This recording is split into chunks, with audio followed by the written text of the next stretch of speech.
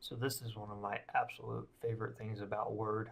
Um, so helpful in so many ways, especially with big documents. So what I have here is the Word copy of Western's college plan. So, document's actually available, the final product at wc.edu/collegeplan.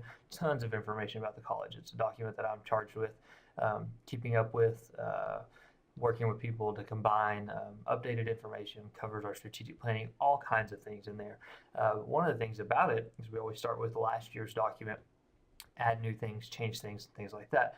But what I really wanted to show you today was the use of headings in this document and what that's for. So in your project for chapter 6, you're going to work with styles. So you're going to turn some things into titles and heading 1s and heading 2s and things like that.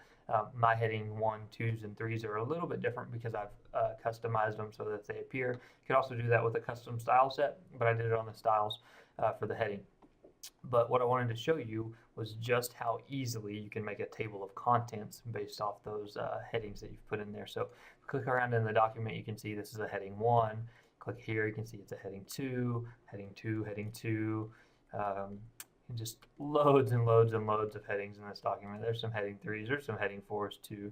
Let's go through this document. Let me turn off my show paragraph marks so it's not quite so just see tons of tables and headings and all kinds of things. But what I wanted to really show you in this document, this document's 160 pages long. So when we update it, we don't want to manually go fix our table of contents and adjust all those page numbers because that takes a lot of time and it's really error prone. But if you build a table of contents based off your headings, you can update it very easily. So we've got a document, we've done these headings, different levels, 1, 2s, 3s, etc. These, in other words, these are a part of the letter from the president. When we go down here to the next heading, these location history are all part of the heading 1, and you can see that when we do this table of contents. So to do that, we just go to references, table of contents. There's a couple different styles, so we'll just do this first one.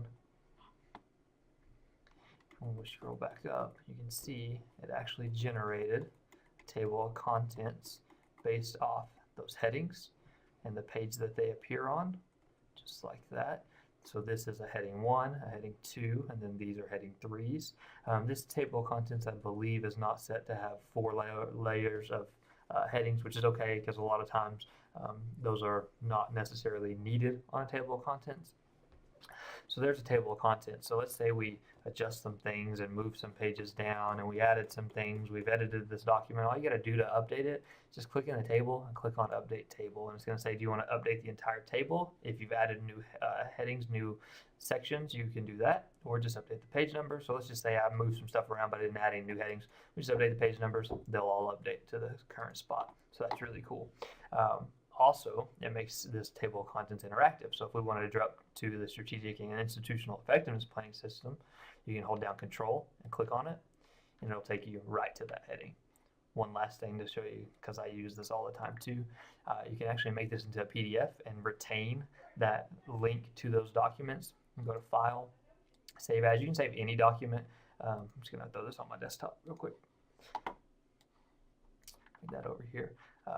So we've got File, Save As dialog box. Anytime you want to save a PDF, you can just do the Save As Type PDF. Okay.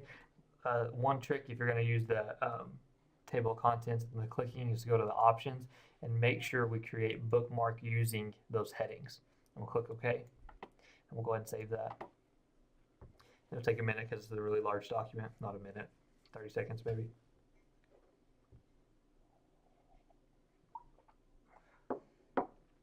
And mine's set to automatically open up my PDF. So here's the PDF. Still got that table of contents, got all the 163 pages.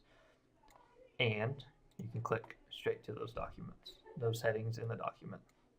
I'm going to go down to the budget and capital plan, click on that. Boom, there it is. There's my helpful tip. I hope you enjoyed.